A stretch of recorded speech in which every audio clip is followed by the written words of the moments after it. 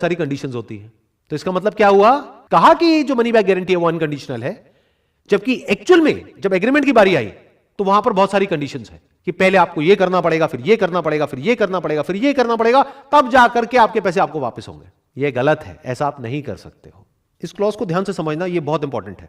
अ direct selling entity और direct seller shall not refuse to take back spurious goods और deficient services and refund the consideration paid for goods and services provided. मतलब यहां पे क्या कहा जा रहा है कि अगर आपने एक एमएलएम कंपनी को ज्वाइन किया और उसके जो गुड्स हैं और सर्विसेज हैं उससे आप सेटिस्फाइड नहीं है, तो उस कंपनी को आपको आपका पैसा रिफंड करना ही होगा।